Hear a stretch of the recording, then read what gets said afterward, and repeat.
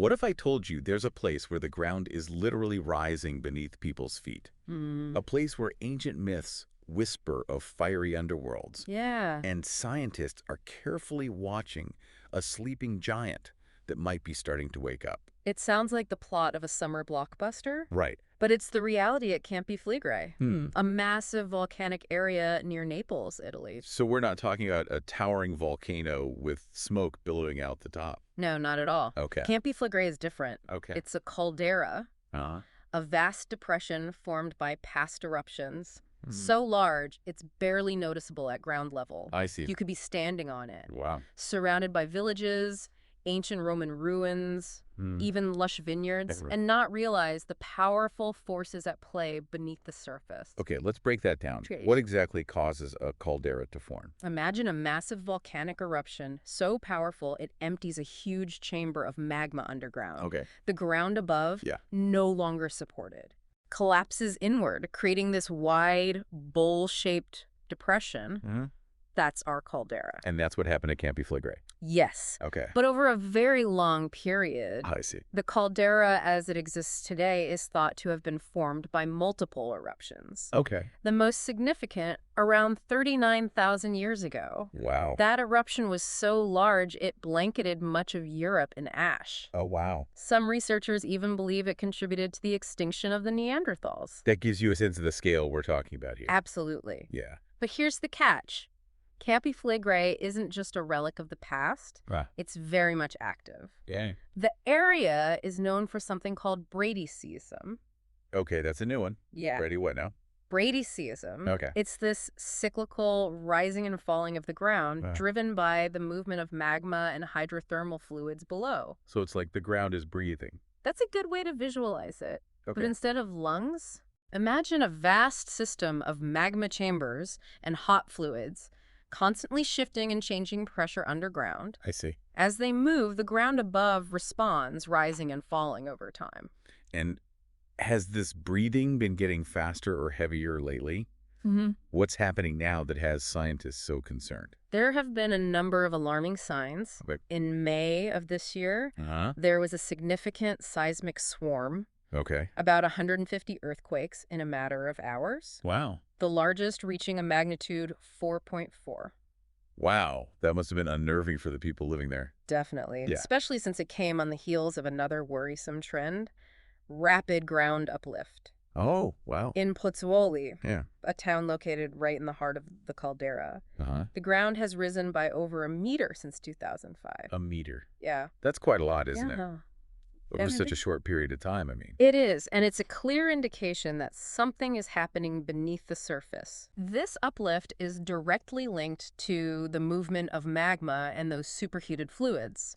As the magma rises and heats the surrounding rock, Right. the ground above swells and deforms. So the more the ground rises, the more likely it is that magma is pushing its way upward. And closer to the surface, exactly. Okay. But there's another piece of the puzzle that has scientists concerned: gas emissions. The Solfatara crater, Okay. one of the most active areas within Campi Flegrei, Yeah. is releasing large amounts of carbon dioxide. Is that unusual?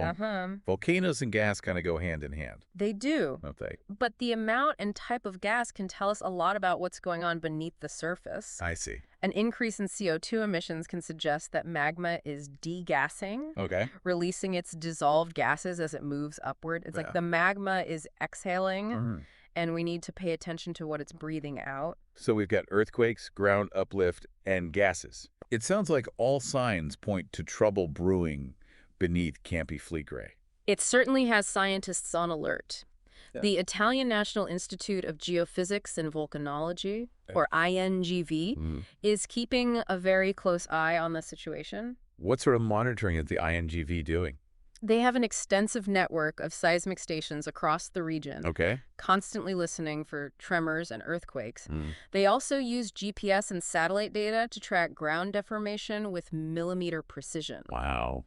And they regularly analyze gas emissions from the caldera, looking for changes in composition and volume. It sounds like they're pulling out all the stops to try to understand what's going on. They have to. Campi Flegrei is a supervolcano. Right. That means it has the potential for eruptions far more powerful than anything we've seen in recent history. Which begs the question, How do we know if and when Campi Flegrei might erupt? Right. Are there any clear warning signs? Well, That's something we're going to have to save for next time. We're going to have to say that yeah. at the next part of our deep dive. Okay. So stay tuned. We have a lot more to uncover. Right. Predicting volcanic eruptions is like trying to read tea leaves. Oh, wow. Only the stakes are much higher. Yeah. We can't say for sure what will happen or when, Right. but what we can do is learn from the past. Campi Flegrei has a long and fiery history studying past eruptions. Yeah. Like the one that created Monte Nuovo Okay. gives us clues about how this supervolcano behaves. You're talking about that eruption in 1538, Yes. right? Yeah. The one that formed a new mountain. That's the one. Yeah. Imagine this, Yeah. a brand new mountain emerging from the ground in just a few days. That must have been a sight to behold. It certainly was. Ah. But before Monte Nuovo rose from the earth, Yeah. there were weeks of intense seismic activity. Okay. The ground swelled, Yeah. and there were changes in the thermal springs and gas emissions. Uh-huh. Sound familiar? It's like a rhyming pattern, echoing through history. Right. But instead of words, it's earthquakes and uplift. Exactly. And just like a good historian can decipher ancient texts, today's scientists are using cutting-edge tools to understand the language of volcanoes. They're gathering data, building models, Yeah. and trying to anticipate what might happen next. So it's not just about watching and waiting. No. It's about proactive analysis. Yes. Interpreting the signals the volcano is sending. Precisely. Yeah. And the more we understand those signals, the better equipped we are to respond. Right. But volcanology isn't a solo act. It requires a diverse team of experts, Okay. each bringing their unique perspective to the table. So who is on this team? Well, Yeah. we need historians to analyze past eruptions, Okay. mathematicians to model future scenarios, seismologists to track the tremors, Okay. physicists to study the heat flow. And satellite experts to monitor the big picture from above. It's like a team of detectives pooling their clues to solve a mystery. Right. What kind of red flags would this dream team be looking for at Campi Flegrei? Let's start with the historians. Okay. They'd be digging through records for patterns that mirror the events leading up to past eruptions, like Monte Nuovo, increased seismic activity, Right. rapid ground uplift, strange smells, Yeah. changes in water sources. I see. These are all cues taken straight from Campi Flegrei's historical playbook. So they're essentially saying, we've seen this movie before, Right. and this is how it tends to end. Right. Got it. Meanwhile, Yeah. the mathematicians wouldn't be relying on gut feelings or historical rhymes. They would analyze data, Okay. build statistical models, Yeah. and look for deviations from the norm. I see. Say, for instance, if the rate of ground uplift suddenly jumped or the frequency of earthquakes spiked, that would send them scrambling for their calculators. So they're looking for anomalies, Yes. the moments when the data breaks from its usual patterns. Exactly. What about the seismologists? What would catch their attention? Earthquakes, of course. Yeah. But not just any earthquakes. Okay. They'd be particularly interested in shallow earthquakes, Mm-hmm. those happening close to the surface, especially if they cluster around known magma chambers. Right. And they'd be listening intently for something called harmonic tremor. Harmonic tremor. Yeah. What is that I exactly? can imagine the low, Yeah. umbling hum of a giant engine revving up. That's kind of what harmonic tremor sounds like. Okay. A sustained rhythmic vibration in the earth. I see. It's often associated with magma moving through underground channels. Okay. Or gases bubbling up towards the surface. So it's less like a sudden jolt Right. and more like a continuous vibration. Exactly. All right. Now let's bring in our physicists. They're all about energy and heat. They'd be looking for thermal anomalies, Okay. sudden increases in ground temperature, changes in steam output, Yeah. and spikes in the heat signature of the volcano as seen from thermal cameras. It's like they're taking the volcano's temperature, Right. looking for signs of a fever. Precisely. Yeah. But temperature alone doesn't tell the whole story. Right. They'd also be analyzing the composition of gases released from the caldera. Okay. A spike in CO2 or sulfur dioxide could be a telltale sign that magma is on the move, getting closer to the surface. So it's about looking for that specific chemical fingerprint of rising magma. Exactly. And what about our satellite expert? Yeah. What would they be keeping an eye on? From their vantage point high above Earth, Okay. they would be monitoring ground deformation, across the entire caldera. If they see widespread uplift more extensive than usual, that would strongly suggest that magma is pushing upward, putting pressure on the surface. I see. And of course, they would use satellite imagery to track any significant increases in thermal anomalies. So it's like they're getting the big picture, literally. Yes. While everyone else is focused on specific details. You got it. Yeah. It's the combination of all these perspectives, this convergence of evidence from multiple sources that helps scientists get a clearer picture of the risks. But even with all these experts and all this data, it still feels like we're trying to predict the unpredictable. We are. Yeah. To a certain extent. Right. But that doesn't mean we should throw our hands up in defeat. Right.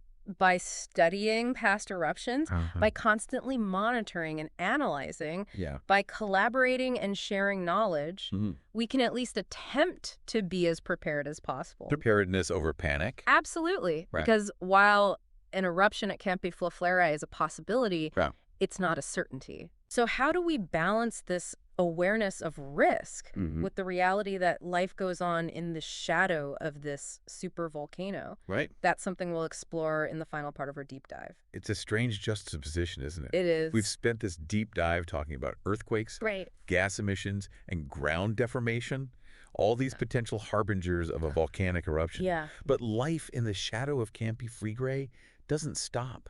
It does. People go about their daily routines. They raise families, run businesses, celebrate holidays, all while knowing they live on top of one of the most potentially dangerous volcanoes on Earth. It's incredible. I think that's what I find most compelling about this story, the human element. It's a reminder that we live on a dynamic planet. We do. And sometimes we have to coexist with forces that are far greater than ourselves. That's right. So how do people live with that? Well, it's about finding a balance. Okay. Respecting the power of nature, but also finding ways to adapt and thrive. In the case of Campi Flegrei, that means constant vigilance, ongoing research, and open communication between scientists and the public. So it's not about living in fear. Right. But about being informed and prepared. Precisely. And thankfully, there are brilliant minds working tirelessly to ensure that happens. Yes, there are. The INGV, the Italian National Institute of Geophysics and Volcanology, is doing incredible work monitoring Campi Flegrei 24/7. Absolutely. They have a network of sensors that track every tremor, every puff of gas, every millimeter of ground movement. It's like they've got their fingers on the pulse of the volcano, constantly checking for any irregularities. That's a great analogy. And they're not just passively watching. No. They're actively analyzing that data, looking for patterns, refining their models to improve their ability to forecast potential eruptions. That's right. But even with all that data and expertise, we can't predict exactly when. Right, or even if Campi Flegrei will erupt. Unfortunately, volcanoes are incredibly complex systems. There's so many variables at play. I see. But by studying past eruptions and constantly monitoring the present, we can at least try to improve our understanding and hopefully our ability to anticipate future events. So it's about reducing uncertainty wherever possible. Exactly. And a crucial part of that is having a plan in place. What happens if there are signs of an imminent eruption?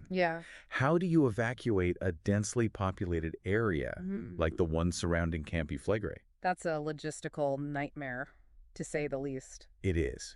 But Italian authorities have developed detailed evacuation plans. They regularly conduct drills to ensure residents know what to do and where to go if an eruption is imminent. That's reassuring to hear. It is. And the preparedness efforts go beyond evacuation plans. There are ongoing initiatives to reinforce buildings, develop early warning systems, and improve infrastructure. I see. It's about making the region more resilient to volcanic hazards. So it's a multi-pronged approach. Monitoring, education, and mitigation. Exactly. And it's not just about physical preparedness, but also mental preparedness. Knowing the risks, understanding the science, having a plan, all of that can help reduce anxiety and empower people to make informed decisions. Knowledge is power, as they say. It is. And I think this deep dive has certainly given us a lot to think about. It has. Campi Flegrei is a powerful reminder that we live on a dynamic planet where Right. change is constant and the unexpected is always a possibility. That's right. But it also highlights the incredible ingenuity and resilience of humanity. Yeah. We find ways to adapt, We do. coexist, Mm-hmm. to thrive even in the face of uncertainty. It's amazing. We've talked a lot about the science and the potential risks, but there's another side to this story. There is. And there. Campi Flegrei is more than just a geological wonder Right. or a potential threat. Mm. It's a place of immense beauty. Yeah. Steeped in history and culture, people have lived in this region for centuries, Wow. adapting to the challenges of a dynamic landscape. It's a testament to our capacity to find harmony with the powerful forces that shape our world. Well said. Thank you. I think that's a perfect note to end on. It is. Campi Flegrei is a story of contrasts. Yeah. The awe-inspiring power of nature and the resilience of humanity. Right. The beauty of the landscape and the ever-present risk. Yes. The unknowns of the future and the constant pursuit of knowledge. That's it. It's a story that reminds us that we're all connected to this planet in all its complexity and wonder. Absolutely. Thank you for joining us on this deep dive.